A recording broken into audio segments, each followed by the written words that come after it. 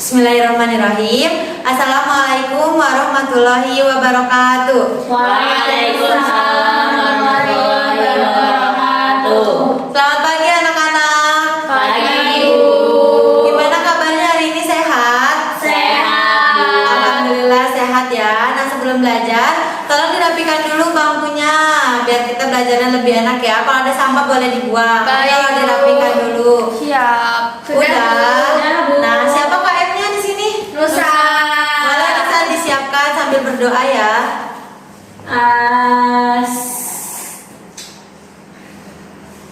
Baca doa dimulai.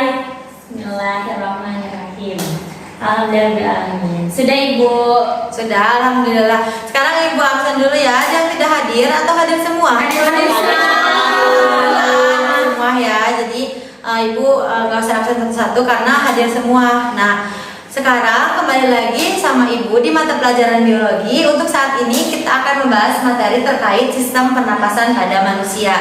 Nah, ada yang udah tahu belum di sini sistem pernapasan itu apa? Belum tahu.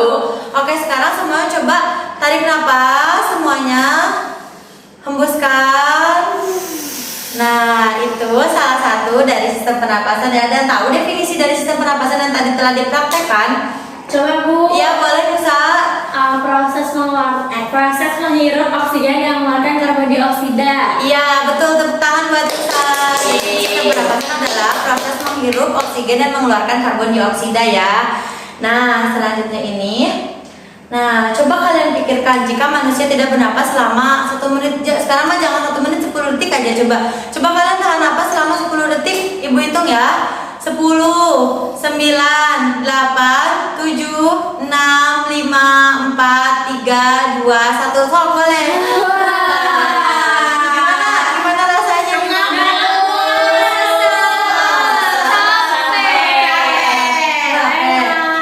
Kenapa? Ada yang tahu nggak kenapa tadi pas kalau nahan napas itu kita sesek? Soalnya nggak bernafas Bu. Soalnya tubuh kita butuh oksigen. Iya betul semuanya ya, karena nggak bernapas karena tubuh kita butuh oksigen. Tepuk tangan.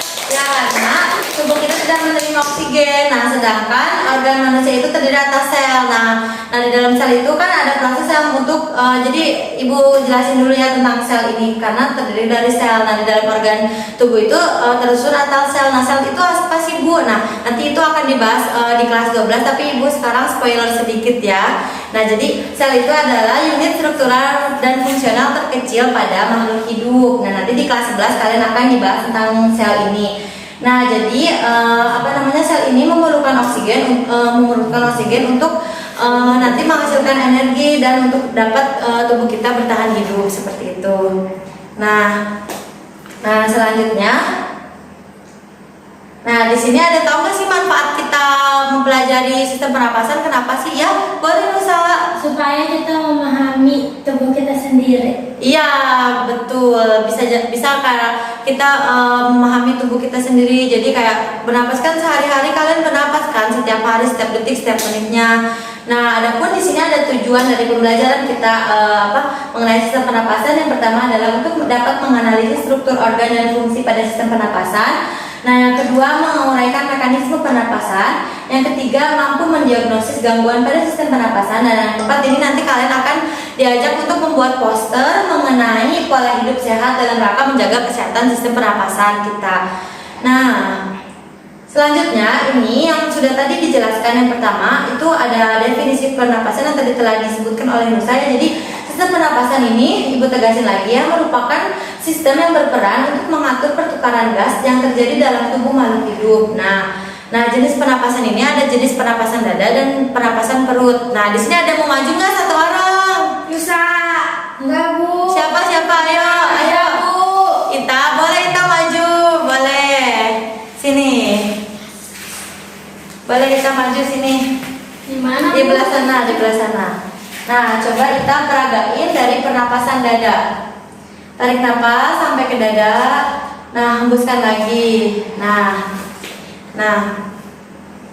Boleh Ita belah sini lagi. Belah sini. Nah, ya. Coba Ita peragain pernapasan sampai ke dada, terus langsung dihembuskan lagi. Tarik napas. Nah, hembuskan. Nah, ini sistem pernapasan dada, yaitu sistem pernapasan yang dimana otot tulang rangka itu berkontraksi sehingga rongga dada membesar dan volume paru-paru itu mengecil. Nah, sedangkan pada saat menghembuskan napas itu otot tulang rangka itu berrelaksasi sehingga rongga dada dan volume paru-paru itu mengecil. Nah, sekarang kita coba pernapasan perut. Coba tarik nafas sampai ke perut. Nah, terus sekarang hembuskan. Ya, apa yang terjadi? Ada yang tahu kenapa ini pernapasan perut? Ada yang tahu terjadi apa? Ya, boleh Nadia. Ya. Pernapasan perut, Bu. Ya. Kalau pernapasan perut itu terjadi karena otot diafragma. Ya. Nah, otot diafragma ini kalau misalnya kita ambil nafas itu otot diafragmanya akan berkontraksi yang menyebabkan dia akan menjadi mendatar, terus rongga dadanya membesar dan volume paru-parunya membesar. Terus kalau misalnya tadi ekspirasi berarti otot diafragmanya itu bakalan berelaksasi, terus si rongga dada sama volume paru-parunya akan mengecil. Ya, terima kasih Nadia, tepuk tangan buat Nadia dan kita. Ya, kita mulai kembali lagi. Terima kasih kita. Nah, itu ya yang tadi sudah dijelaskan. Jadi ada dua jenis sistem pernapasan, yaitu pernapasan dada dan pernapasan perut. Nah, selanjutnya di sini ada. Nah, secara fisiologis pernapasan meliputi dua proses, yaitu yang pertama ada secara pernapasan secara eksternal, yang kedua pernapasan secara internal. Nah, kenapa sih ada dua? Nah, pernapasan secara eksternal ini terjadi karena oksigen itu kan bukan dari tubuh kita ya, diciptainya dari apa coba oksigen? Tumbuhan. Iya, betul ya. Nah, itu makanya jadi karbon dioksida dihirup melalui hidung. Nah, terjadi pertukaran oksigen dengan karbon dioksida antara tubuh dengan lingkungan eksternal. Nah, yang selanjutnya ini pernapasan internal. Nah, pernapasan internal itu meliputi kayak proses-proses metabolisme dengan penggunaan oksigen serta pembentukan karbon dioksida dan air yang terjadi pada mitokondria. Jadi di dalam sel itu terdapat mitokondria yang dimana ini membutuhkan oksigen untuk menghasilkan karbon dioksida dan air yang nantinya akan dibutuhkan lagi oleh sel tersebut untuk memproduksi energi atau ATP. Nah, selanjutnya di sini ada organ apa saja organ-organ, bagaimana mekanisme dan gangguan apa saja. Nah, di sini pertama ada organ-organ. Ada yang tahu organ-organ sistem pernapasan apa saja yang tadi kita telah praktekkan? Ya, boleh Nusa, apa saja? Hidung, kerongkongan, Ya. trachea, bronkus, bronchus, alveolus. Ya, ada yang berpendapat lain? Iya, boleh ulang. Iya, organ-organnya apa saja? Hidung, Iya. tenggorokan, Iya. trachea, Iya. paru. Udah. Ya, nah tadi ada tenggorokan sama kerongkongan ya. Jadi yang benar tuh yang mana? Tenggorokan, Bu. Tenggorokan. Kenapa tenggorokan Nadia? Kenapa? Soalnya kalau kerongkongan itu yang menghubungkan mulut sama lambung, itu buat sistem pencernaan, Bu. Iya, betul ya. Kalau kerongkongan itu buat pencernaan. Nah, selanjutnya Ibu akan membagi kalian dengan kelompok kecil. Setiap kelompok berisi dengan 3 orang anggota. Anggotanya Ibu acak ya, Ibu sebutin namanya. Yang pertama ada Piti, Ulan, sama Ita. Nah, yang selanjutnya ada Nusa, Nadia, sama Ulfa. Yang ketiga ada Tari, Indah, sama Rian. Ya, boleh ya. Ibu bagi LKPD-nya. Ini kelompok 1, kelompok 2, kelompok 3. Baik Ibu. Ya boleh. Nah, sebelum kalian mengisi LKPD, disimak dulu ya ini videonya. Ayo simak dulu videonya. Iya, Bu. Kedengaran nggak suaranya? Enggak. Oh, udah. Udah, Bu, kedengeran. Ayo diisi dulu.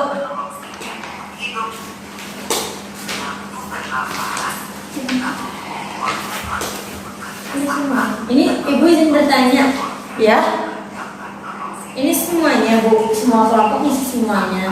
Enggak, kalau kelompok 1 itu gangguan, kelompok 2 itu mekanisme, kelompok satu, mohon maaf, kelompok satu itu yang organ-organ dan fungsinya, kelompok 2 mekanisme, dan yang kelompok 3 itu gangguan-gangguan ya.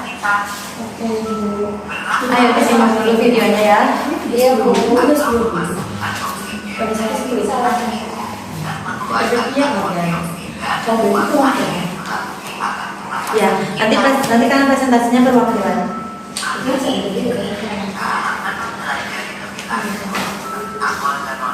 Nah, ini nih. Untuk kelompok 1 nih organ-organnya ya. Silakan disimak videonya.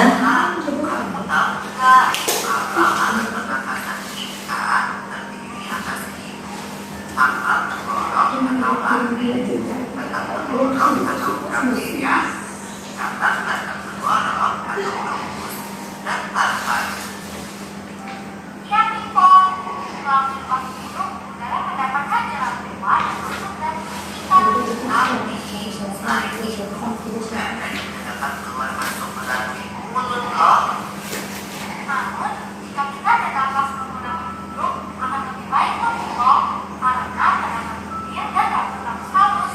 Rambut-rambut halus ini berfungsi untuk menyaring udara yang mengandung debu, kotoran, dan kuman penyakit. Benar sekali pula, selaput lendir berfungsi untuk mengatur suhu udara yang akan masuk ke paru-paru dan mengatur kelembapan udara agar sesuai dengan kelembapan tubuh.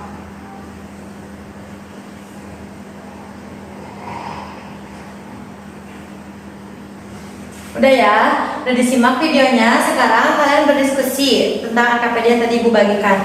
Ayo kelompok 1 diskusi. Gimana? Udah? Udah nemu? Bu, lagi ngisi, Bu. Iya. Kelompok 2 udah. Kelompok 2 udah. Iya Bu, bentar. Masih dicari. Ya. Kelompok 3 gimana? Kelompok 3 udah gangguan-gangguannya? Dikit lagi, Bu. Dikit lagi, ya, pinter. Nah, ayo kelompok 1 tuh udah mulai hampir selesai ya. Nah, ayo diisi, temennya bantuin temennya. Ini Bu ada yang kamu ngerjain, Bu. Siapa yang nggak mau ngerjain? Ayo dong kerjain Wulan. Ayo bantuin.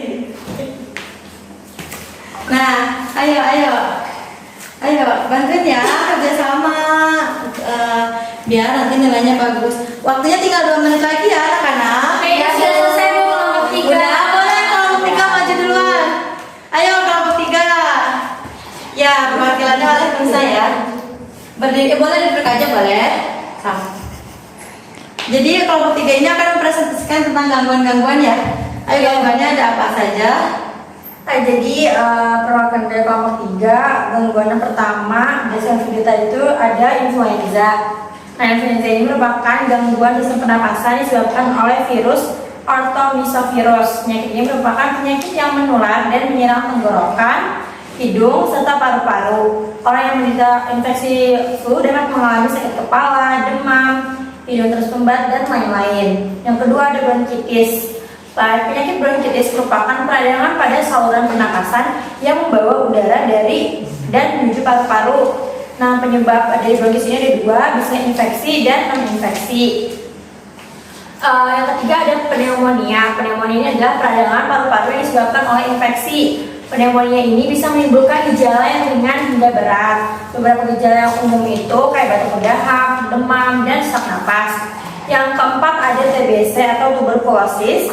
TB ini adalah merupakan penyakit menular akibat infeksi bakteri. TBC umumnya menyerang paru-paru, tapi juga menyerang organ lain seperti Lainnya simak ya. ginjal, tulang belakang, Ibu. dan otak. Ya. Sudah Ibu. Terima kasih. Ini satu tangan buat Nusa. Ayo kelompok selanjutnya kelompok 1 dulu atau kelompok 2? Iya boleh kelompok 1. Boleh. Siapa Wulan? Iya boleh. Sini. Kamu bahagia banget Wulan hari ini ya? Iya Bu. Ya boleh, silakan dari hasil diskusinya. Ya, jadi saya perwakilan dari kelompok 1 itu dapat tugas mengenai nama organ-organ sistem pernafasan. Yang pertama itu ada hidung, itu fungsinya untuk menyaring partikel atau udara kotor. Terus yang kedua itu ada laring, berfungsi melindungi saluran pernapasan dari makanan dan minuman yang hendak masuk ke sistem pernapasan. Yang ketiga ada trakea, yang berfungsi menyaring debu atau kotoran yang masih terbawa dalam udara. Yang keempat ada bronkus, yang berfungsi untuk jalan masuk aliran udara. Terus yang terakhir ada pulma atau paru-paru yang berfungsi sebagai organ utama dalam sistem pernapasan. Sudah Ibu. Ya, terima kasih Ula. Tepuk tangan buat Ula. Dan kita kelompok 2, ayo kelompok 2 sama Ita diwakilin. Ayo, silakan Ita maju. Udah. Perkenalkan. Ya, Perkenalkan, saya Ita dari perwakilan kelompok 2. ya. Di sini tadi kelompok 2 itu mendapatkan soal yaitu tuliskanlah organ yang berperan dalam sistem pernapasan, kemudian uraikanlah mekanisme sistem pernapasan pada manusia secara cepat. Ya.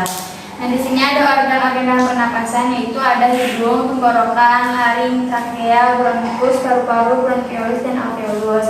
Mekanisme pernapasan itu ada dua, ada inspirasi, ada ekspirasi. Kalau inspirasi itu mekanismenya udara yang mengandung oksigen akan masuk ke dalam hidung, kemudian terjadi proses penyaringan oleh folikel rambut hidung, dan udara yang masuk akan dilembabkan serta dihangatkan. Kemudian udara masuk tersebut masuk ke dalam tenggorokan, kemudian masuk ke dalam laring, trakea, bronkus, bronkiolus, dan akhirnya menuju paru-paru. Di dalam paru-paru terdapat alveolus yang berfungsi sebagai tempat pertukaran oksigen dan karbon dioksida pada proses inspirasi, memerlukan kerja otot yang aktif atau kontraksi otot. Kemudian mekanisme pernapasan yang kedua yaitu ada ekspirasi. Pada saat ekspirasi tidak memerlukan kontraksi otot, di mana tulang rusuk akan kembali pada posisi semula dan paru-paru mengecil. Tekanan darah paru-paru menjadi besar dan udara keluar dari paru-paru membawa karbon dioksida dan air sebagai sisa hasil metabolisme proses respirasi. Ya, baik. Terima kasih Ita. Tepuk tangan buat Ita. Yeay. Ada yang sebelumnya ada yang ingin berbeda, setiap kelompoknya ada yang berbeda pendapat atau semuanya sama? Sama. Nah, oke, tepuk tangan buat kita semua.